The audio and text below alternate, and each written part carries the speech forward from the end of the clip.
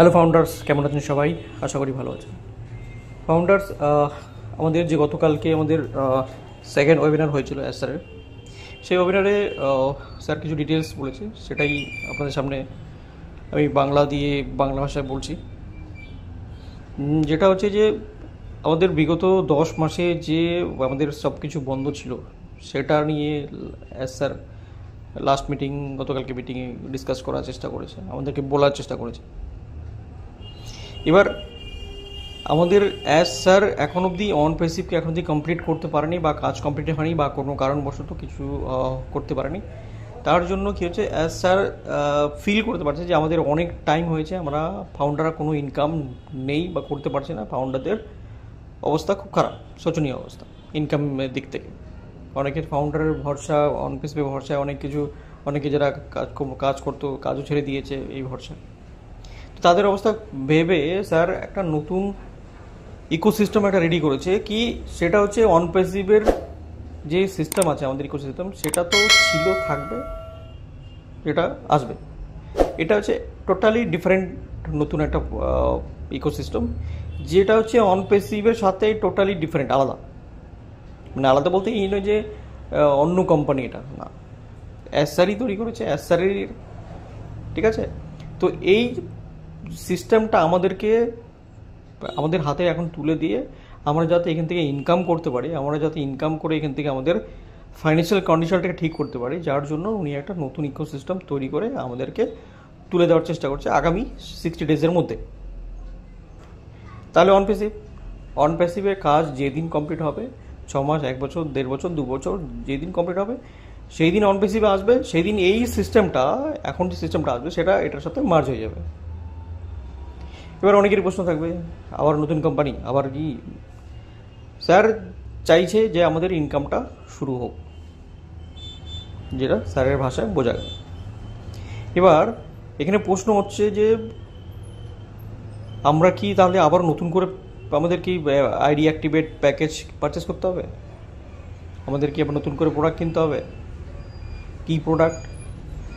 এখানেও সমস্ত online product, ইআই product, অনেক প্রায় 50 খানার উপরে প্রোডাক্ট রেডি হয়ে আছে।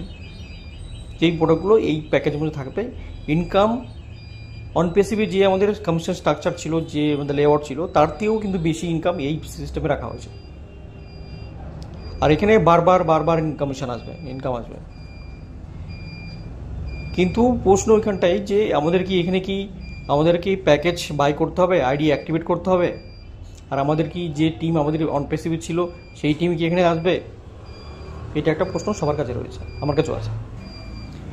এই বিষয়ে কিন্তু স্যার এখন অবধি মুখ খোলেননি, বা এখন অবধি স্যার বলেননি ক্লিয়ারলি কি আপনাদের যাদের সাবস্ক্রিপশন নেওয়া হয়েছিল তারা কি এর মধ্যে আইডি অ্যাক্টিভেট তাদের থাকবে, না আবার পকেট থেকে পয়সা দিয়ে করতে হবে। আর পেন্ডিং কমিশন যেটা ছিল আমাদের অন প্যাসিভে, সেই পেন্ডিং উইথড্রলটা কিন্তু আমাদের এই যে নতুন সিস্টেমটা আসবে, এই নতুন সিস্টেম যখন স্টার্ট হবে, এরই সাথে কিন্তু পেন্ডিং উইথড্রলটাও কিন্তু স্যার ক্লিয়ার করে দেওয়ার কথা কিন্তু কালকে বলেছে।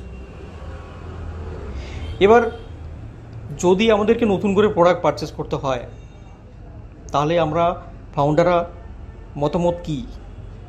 আপনার কি মতামত? আপনি কি নতুন করে আবার প্রোডাক্ট পারচেস করে নতুন সিস্টেমে এন্ট্রি নেবেন? কমেন্টে অবশ্যই জানাবেন। তবে আমার মনে হয় যদি এই রকম হয় যে আমাদের আবার নতুন প্রোডাক্ট পারচেস করে আমাদেরকে আবার নতুন করে জয়েনিং করাতে হবে, তাহলে কিন্তু আমার মনে হয় ফাউন্ডাররা হয়তো এর প্রতি ইন্টারেস্টেড খুব একটা দেখাবে না।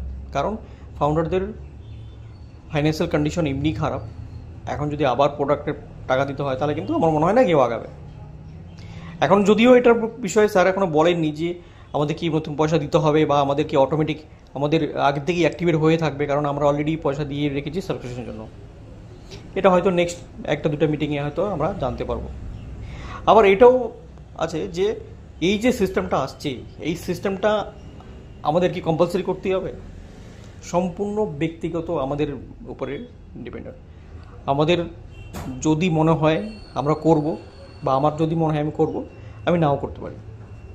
সম্পূর্ণ ব্যক্তিগত, কারো কম্পালসারি নেই। ওকে, এবার যদি কম্পালসারি না হয়ে থাকে তাহলে তাহলে আমাকে ওয়েট করতে হবে অন পেসিভের জন্য। অন পেসিভ যেদিন আসবে সেদিন আমি আমার সেই অন পেসিভের যা সিস্টেম ছিল সেই সিস্টেমে আমি পাবো। ওকে, তো এখন আমরা স্যারের মিটিং আবার নেক্সট উইক বাদ দিয়ে তারপরের উইকে আবার হয়তো মিটিং হবে। সেই মিটিংয়ে এখন স্যার আমাদের আবার নতুন তথ্য কী দেয় এখন সেটাই দেখবো আমরা, কি আমাদেরকে প্যাকেজ বাই করতে হবে না আমাদের পুরনো সাবস্ক্রিপশন প্যাকেজে আমাদের বাই হয়ে যাবে, আমাদের কি পুরনো অন পেসিভের টিম আমাদের ওটাই থাকবে না আমাকে আবার নতুন করে টিম তৈরি করতে হবে, এই সম্পূর্ণ ছোটো ছোটো প্রশ্ন আছে।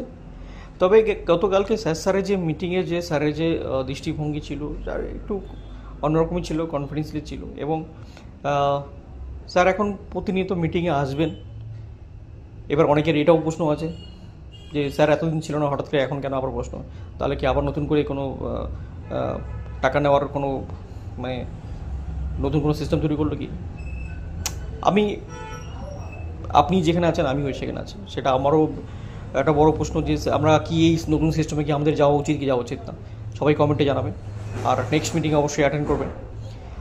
তবে আমি একটা কথাই বলতে পারি যে যদি স্যার অন পেসিভকে না আনার হতো বা স্ক্যাম করা হতো তাহলে কিন্তু বন্ধ করে ওনার দরকার ছিল না কোনো আসার না। স্যার যেহেতু এখন অবধি লড়ে যাচ্ছেন, ঠিক আছে, যে এসএসসির কেস হয়েছিল সেই কেস অলরেডি ডান হয়ে গেছে, ক্লিয়ার হয়ে গেছে। এখন আমাদের যে পেন্ডিং কমিশন সেই টাকা রিকভারি করে আমাদেরকে পেন্ডিং কমিশনগুলো দেওয়ার তোড়জোড় চলছে। আর নতুন সিস্টেমটা 60 দিনের মধ্যে, সেটা 15 দিনও হতে পারে, 20 দিনও হতে পারে, বা 1 সপ্তাহ হতে পারে, বা 2 সপ্তাহ, 1 মাসও লাগতে পারে, বা 60 দিনও লাগতে পারে। তো সেই অবধি আমাদের ওয়েট করতে হবে, দেখার বিষয়। তো আমরা যদি চাই তাহলে আমরা অবশ্যই আমাদের এই নতুন সিস্টেমে এন্ট্রি নেব, আর যদি না চাই তাহলে আমরা নাও নিতে, আমাদের কোনো জবরদস্তি কিছু নেই। তবে অন পেসিভ থাকবে, ছিল, আর ভবিষ্যতে থাকবে, আছে। তো থ্যাংক ইউ সো মাচ। ভিডিওতে আমি মূল জাস্ট সারাংশটা আমি বলে দিলাম যে কালকে কী ডিসকাস হয়েছিল, কী আলোচনা হয়েছিল। তো এটা নিয়ে আমি আর লম্বা করছি ভিডিও। তো ভিডিওটা যদি ভালো লাগে অবশ্যই সবার সাথে শেয়ার করবেন আর কমেন্টে অবশ্যই জানাবেন যে আপনার মতামত কী। Thank you so much.